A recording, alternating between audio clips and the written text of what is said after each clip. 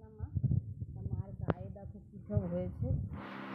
দাঁড়াও, এই লোমগুলো না আমি ঠিক মতন, মেশিনটা কেনা হয়েছে, মেশিনটায় চার্জ ছিল না বলে আমি কাটতে পারিনি। ওর লোমগুলো যেমন তেমন করে কাঁচি দিয়ে কেটেছি।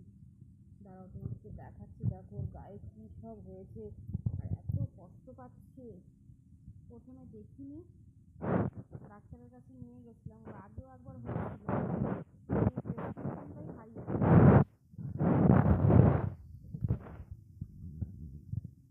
তোমাদের যদি জানা থাকে কোনো মলম, ডাক্তারের যেই ডাক্তারকে দেখাই সেই ডাক্তার আজকে বসেনি, অন্য ডাক্তারকে দেখিয়ে ওষুধ নেওয়া হয়েছে। ওষুধটা তো খাওয়াবোই, খাওয়ানোর ওষুধও দিয়েছে, গায়ে লাগানোরও ওষুধ দিয়েছে। তা আমি কি করেছি, এইখানে যত লোম ছিল সব কাঁচি দিয়ে কেটে কেটে ওর জায়গাটা পরিষ্কার করে দিয়েছি। দেখো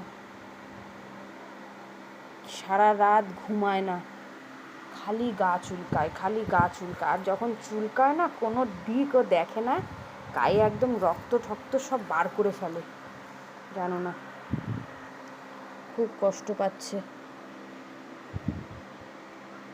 আমরা তো পারছি না ভালো করে লোমগুলো কাটতে। কালকে দেখি কাউকে একজন ডাকবো। ভয় পায় সবাই, অনেকে জানো তো, আসতে চায় না, বলে কামড়াবে না, তো এরকম বলে। কামড়াবে না, ও খুব ভালো।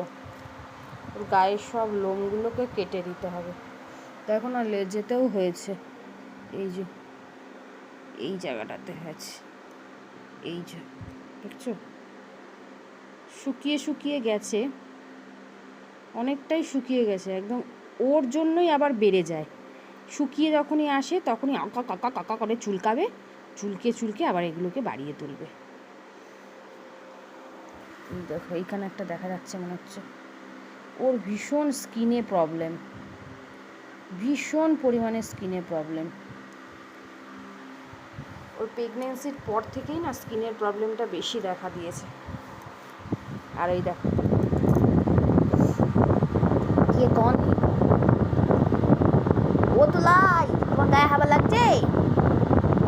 তুলাই, ও তুলাই, এখন বসে বসে একটা রুটি খেল, এই সময় বিস্কিট খায়। আর একজন কোথায় গেল? একজনের ঠ্যাং দেখতে পাচ্ছি,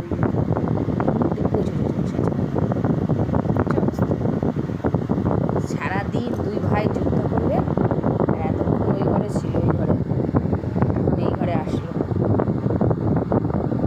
আচ্ছা, বাইরে গেছিল, টয়লেট করে আসলো, একটু ঘুরে আসলো। আর চুলকাবে না কিন্তু ওরম করে করে, ছেড়ে দাও, চুলকে চুলকে একদম চুলকাবে না, ঠিক হয়ে যাবে, ভালো হয়ে যাবে। ডাক্তার বলেছে না তুমি ভালো হয়ে যাবে। আগেও হয়েছিল একবার, ওষুধ খাইয়ে ঠিক হয়ে গেছিলো।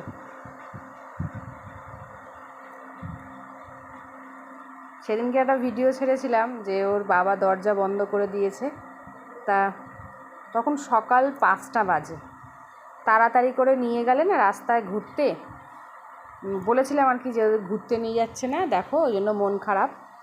সকাল 5টার সময় যদি নিয়ে যাই, যারা আর কি মর্নিং ওয়াকে বেরোয় তাদেরকে সোজা গিয়ে তাড়া করে। আর আমরা তো ওদেরকে বেঁধে নিয়ে যাই না, ছেড়ে নিয়ে যাই। 3টেকে কী করে বেঁধে নিয়ে যাব, ছেড়ে নিয়ে যাই।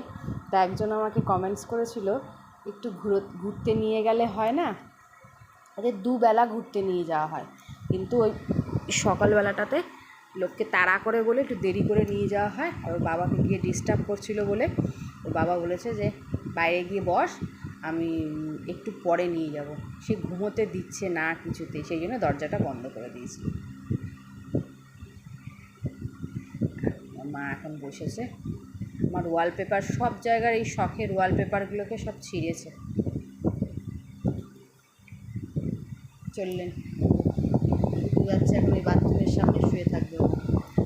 মানে কী ঠান্ডা আছে আমি বুঝি না, যত ঠান্ডা মনে হয় ওর ওইখানটাতেই লাগে।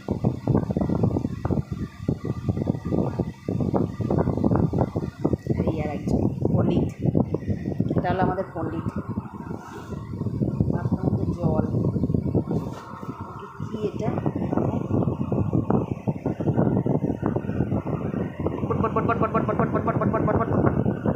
দাঁতটা দেখাও, ওই আবার দেখো, আবার দেখো, দেখি দেখি। আবার কোথায় যাচ্ছিস? চলছে। চলে গেল বাইরে, কী করতে গেল কি জানি। আসেনি বাবা, চলে আয়। আসেনি এখনো, আয় ঘরে আয়, মশা খাবে, আয় আয় রে টুবলাই, আস বাবা, বাইরে আসো, ঘরে আসো। এই আরেকজনের চুলকাচ্ছে। এই স্কিন র্যাশ জানো তো, একজনের হলে সবার হয়।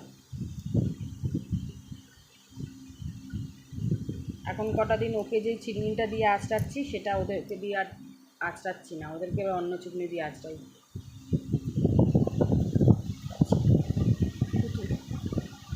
দাদা এখন ওখানের এসি লাগিয়ে দিয়েছে ওর বাবা, এই এসিতে ও এখন ঢুকে গেল। আর একজন ওইখানে অপেক্ষা করছে বাবা কখন আসবে।